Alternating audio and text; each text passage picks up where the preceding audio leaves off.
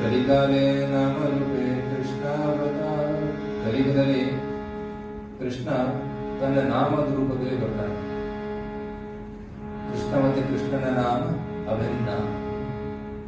ಭೌತಿಕ ವಸ್ತುಗಳು ಮತ್ತೆ ಭೌತಿಕ ವಸ್ತುಗಳ ಹೆಸರು ಬೇರೆ ಬೇರೆ. ನೀರು ಮತ್ತೆ ನೀರಿನ ಅನುಭವ ಬೇರೆ ಬೇರೆ.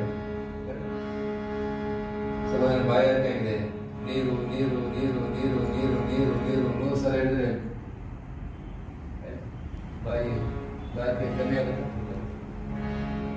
Because the sound doesn't represent the object. ಆದ್ರೆ ಯಾವ ಕೃಷ್ಣ ಅಂತ ಹೇಳ್ತೀವಿ, ಕೃಷ್ಣ ಮತ್ತೆ ಕೃಷ್ಣನ ನಾಮ ಅಭಿನ್ನ. So when you chant Krishna, Krishna is there. ನಾಮ ಚಿಂತಾಮಣಿ ಕೃಷ್ಣ ಚೈತನ್ಯ ರಸ ವಿಗ್ರಹ ಪೂರ್ಣ ಶುದ್ಧೋ ನಿತ್ಯ ಮುಕ್ತೋ ಭಿನ್ನತ್ವಂ ನಾಮಿನಃ. ಕೃಷ್ಣ ಮತ್ತೆ ಕೃಷ್ಣನ ನಾಮ ಎರಡು ಅಭಿನ್ನ ಅಂತ ಶಾಸ್ತ್ರದಲ್ಲಿ ಹೇಳಲಾಗಿದೆ. ಸೊ ನಾವು ಯಾವಾಗ ಧ್ಯಾನಪೂರ್ವಕವಾಗಿ ಮತ್ತೆ ಭಕ್ತಿಯಿಂದ ಭಗವಂತನ ನಾಮಸ್ಮರಣೆ ಮಾಡ್ತೀವಿ, ಆಗ ಭಗವಂತ ತನ್ನ ನಾಮದಲ್ಲಿ ಪ್ರಕಟನಾಗ್ತಾನೆ. ನಮ್ಮಲ್ಲಿ ಎಷ್ಟು ಶ್ರದ್ಧೆ ಇದೆಯೋ, ಎಷ್ಟು ಶ್ರದ್ಧೆಯಿಂದ ನಾವು ನಾಮಸ್ಮರಣೆ ಮಾಡ್ತೀವಿ, ಅಷ್ಟರ ಮಟ್ಟಿಗೆ ಭಗವಂತ ನಮಗೆ ಕಾಣಿಸಿಕೊಳ್ತಾನೆ.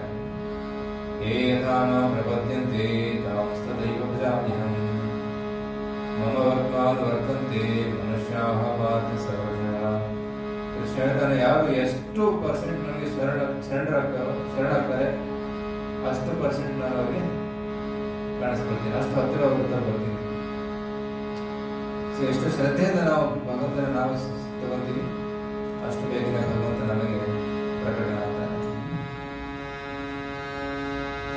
ಹರೇ ಕೃಷ್ಣ ಹರೇ ಕೃಷ್ಣ ಕೃಷ್ಣ ಕೃಷ್ಣ ಹರೇ ಹರೇ ಹರೇ ರಾಮ ಹರೇ ರಾಮ ರಾಮ ರಾಮ